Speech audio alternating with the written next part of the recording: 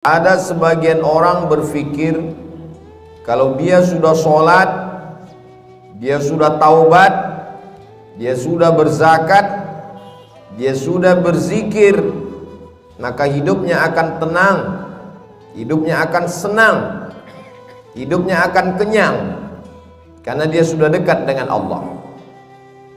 Tapi kemudian setelah dia berhijrah, bertaubat, zikir dan sholat, ternyata rezekinya tidak lancar. Lalu kemudian hidupnya penuh dengan kesulitan dan kesusahan. Muncul bertanya-tanya dalam hatinya, mana keadilan Tuhan? Tidak sedikit manusia modern yang awalnya buat dosa maksiat, lalu kemudian bertaubat, kembali lagi, bahkan menjadi, na'udzubillah, menjadi lebih jahat dari sebelumnya. Ini semua berawal dari salah berpikir. Orang yang salah berpikir nanti dia akan salah bicara. Setelah itu dia akan salah berbuat, salah bertindak, salah beramal. Maka dalam Islam kita diajarkan untuk benar dalam berpikir. Kalau kita sudah hijrah, sudah taubat, sudah sholat, sudah zikir, sudah zakat, bukan berarti ujian tidak datang menerpa hidup kita. Faksusil qasasa, sebutkanlah kisah-kisah para nabi itu. Sebutkanlah satu di antara nabi yang tidak ada ujiannya.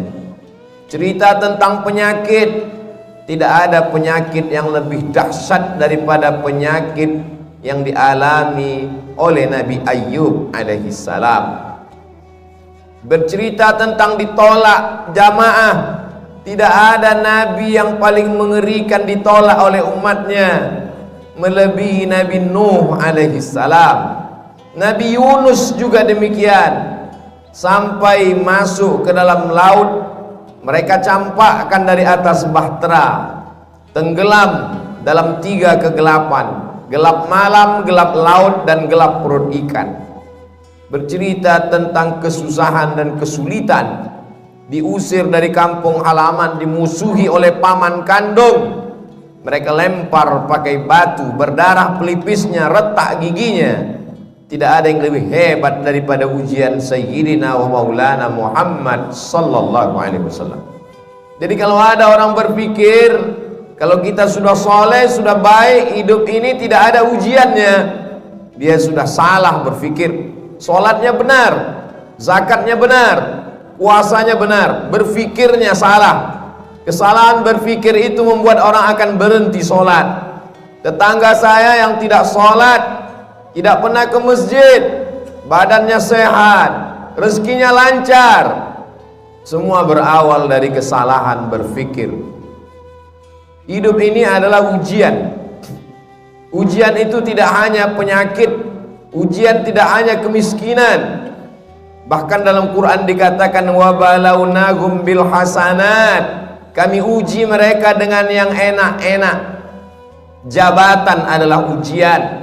Di antara yang diuji dengan jabatan adalah Nabi Daud alaihissalam. Harta adalah ujian. Di antara nabi yang diuji dengan harta adalah Nabi Sulaiman alaihissalam. Kebagusan paras rupa yang ganteng juga adalah ujian.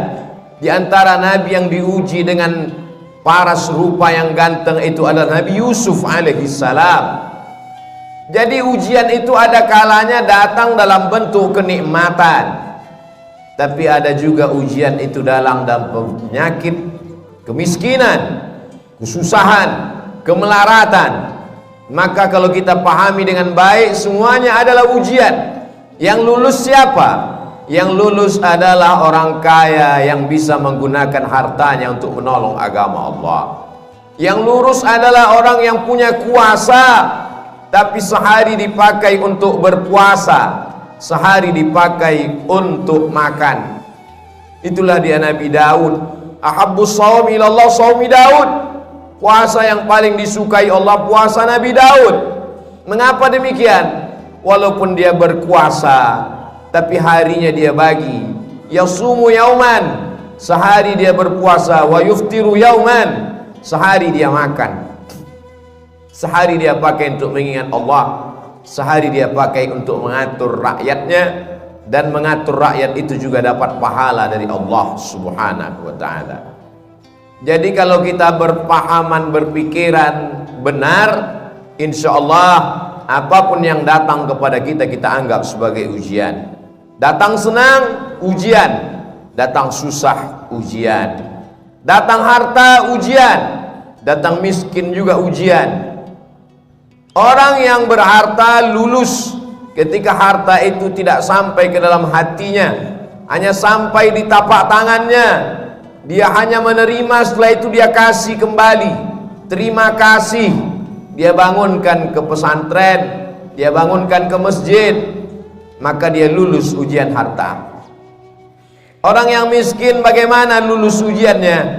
Dia bersabar, tapi dia tetap berusaha, berikhtiar.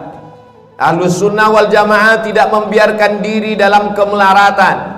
Innallaha la yughayyiru ma biqaumin hatta yughayyiru ma bi anfusihim.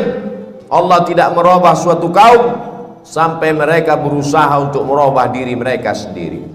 Gunakan potensi yang ada pada diri, jalin silaturahim, buka usaha.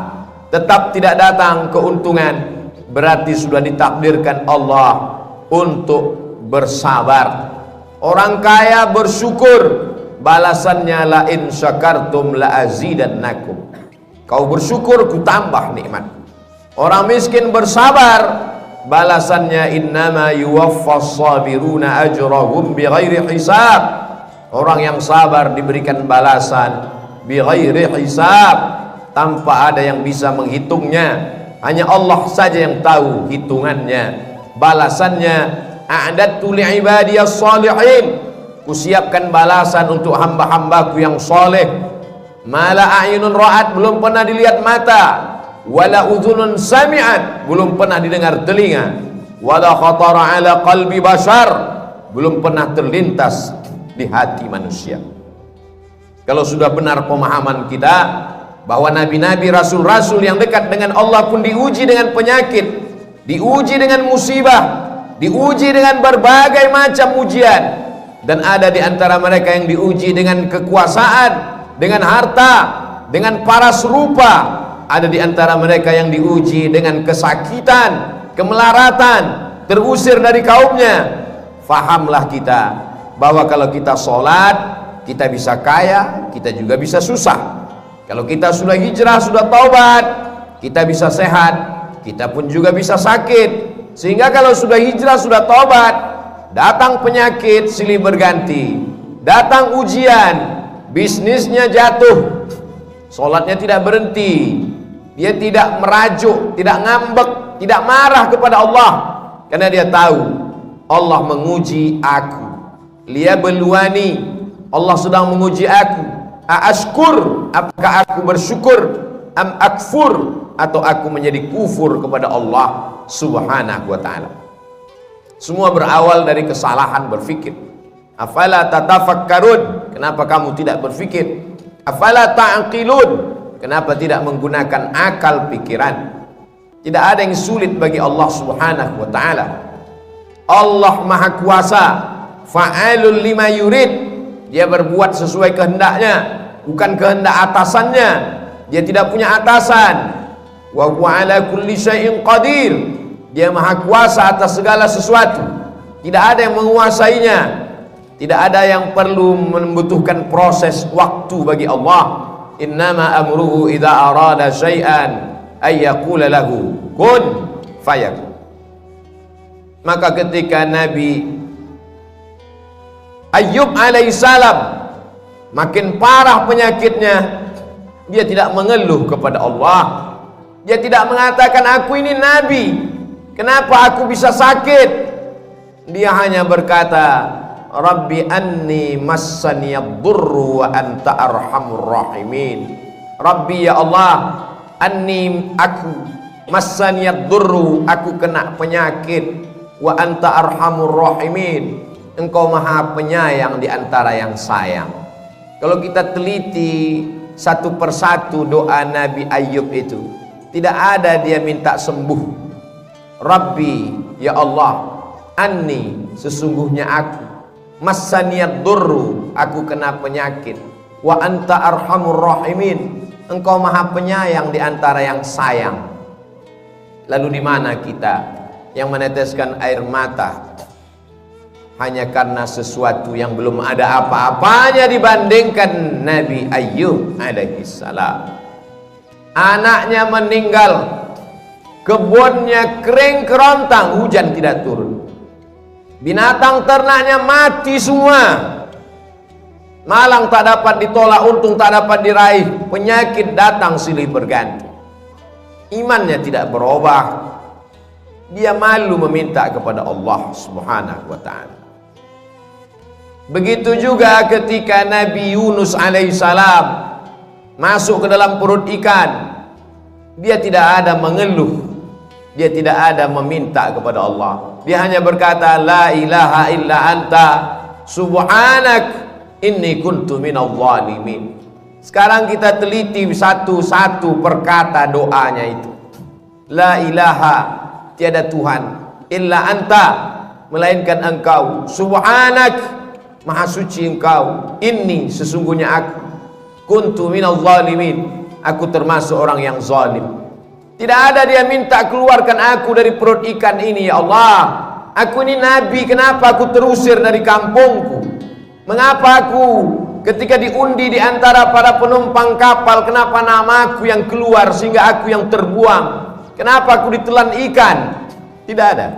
Dia hanya berkata la ilaha illa anta subhanak inni kuntu minadh dhalimin. Mereka adalah orang-orang yang sudah putus hakikat tauhidnya. Bagi mereka diikuti umat dengan tidak diikuti sama saja. Antara senang dengan lapar sama, karena yang memberikan kenyang juga dia, yang memberikan lapar juga dia. Hari ini begitu banyak orang yang berkata alhamdulillah ketika kenyang, lupa kepada Allah saat lapar. Atau ada juga terjadi sebaliknya, waktu lapar ingat Allah, setelah kenyang lupa kepada Allah. Yang kau minta saat kau susah, dia juga yang kau minta saat kau lapar. Yang kau minta saat kau senang, dia juga yang kau sembah saat kau susah. Allah, qul huwallah, dialah Allah. Tidak ada Tuhan baik, tidak ada Tuhan jahat. Seperti mereka yang mengatakan ada Tuhan yang baik, ada Tuhan yang jahat. Banyak sekali Tuhan-Tuhan yang disembah. Dalam Islam kita hanya meyakini la ilaha illallah, dialah yang maha baik. Kalau ada sesuatu yang tidak menyenangkan kita datang menimpa kita, menurut kita itu tidak baik, tapi menurut Allah itu baik. Hubungan kita dengan Allah dibangun dengan dua cara. Yang pertama husnuzan, kita sudah berusaha all out, mengerahkan segenap potensi diri, terjadi tidak sesuai dengan yang diinginkan, kita hanya mampu berhusnuzan kepada Allah. Berarti Allah punya rencana yang lebih baik, yang lebih indah daripada rencana kita. Puncak daripada hubungan pada Allah adalah ridha. Makanya sebelum matahari terbit, di awal hari kita sudah mengatakan raditu billahi rabba, aku ridha kepada engkau ya Allah. Apapun yang kau berikan kepada aku ridha. Kau berikan sehat, aku ridha. Kau berikan sakit, aku pun ridha, tapi tetap berusaha berobat. Kau berikan aku kaya, aku ridha. Kau berikan susah, aku tetap juga ridha, namun tetap berusaha, berikhtiar, membuka segala usaha. Orang yang masuk ke dalam surga itu nanti ditanya Allah, ya ahlal jannah, hai penghuni surga, kamu sudah mendapatkan semua balasan, mau apa lagi? Penghuni surga menjawab, ada satu yang belum kami dapat. Apa? Ridhaka, kami belum dapat ridhamu. Yang lain kami sudah dapat. Kata Allah, yang dapat ridhaku cuma satu, orang yang ridha menerima takdir. Maka maqam yang paling tinggi adalah maqam ridha. Nabi Muhammad sampai ke maqam itu. Wala saufa yu'tika rabbuka fatarda.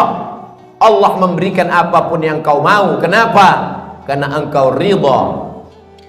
Man lam yarda biqada'i, siapa yang tidak ridha menerima takdirku, walam yasbir bibalai, tidak sabar menerima ujianku, falyatlub rabban siwaya, carilah Tuhan selain aku. Syirik, kafir, murtad, na'udzubillah wal iyazu billah. Allah menyelamatkan kita sampai anak cucu kita hingga hari kiamat daripada berpaling daripada Allah hanya gara-gara tidak tahan menerima ujian. Tidak ada yang bisa menguatkan hati kita kecuali Allah. Wasta'inu, minta tolonglah kepada Allah, bisabri, dengan banyak-banyak sabar, wassalah, dengan banyak-banyak salat. Kalau ujian hidup ini berat, angkat kedua tangan. Besar ujian ini, lebih besar Allah. Allahu Akbar. Setelah itu katakan dalam hati, Allahu Akbar kabira. Tidak ada apa-apanya ujian ini, engkau lebih besar. Walhamdulillahi katsira, segala puji hanya milik engkau. Wa subhanallahi bukratan wa asila, pagi, petang, siang dan malam yang suci hanya engkau. Aku adalah makhluk yang kotor, banyak silap, banyak salah, banyak dosa. Setelah itu mengakulah kepada Allah, wajjahtu wajhiya, aku hadapkan wajahku kepadamu ya Allah. Wajjahtu wajhiya lilladzi fataras samawati wal arda hanifan musliman wa ma ana minal musyrikin. Serahkan semuanya pada Allah. Inna salati wa nusuki wa mahyaya wa mamati lillahi rabbil alamin. Jangan meminta kepada dukun, jangan minta kepada benda keramat. La syarika lahu wa bidzalika umirtu wa ana minal muslimin. Aku orang yang berserah diri kepadamu. Wala tamutunna illa wa antum muslimun. Jangan mati melainkan dalam keadaan muslim. Siapa muslim? Bersyahadat, salat, zakat, puasa, haji. Ya, tapi muslim yang sesungguhnya orang yang menyerahkan dirinya kepada Allah Subhanahu wa ta'ala.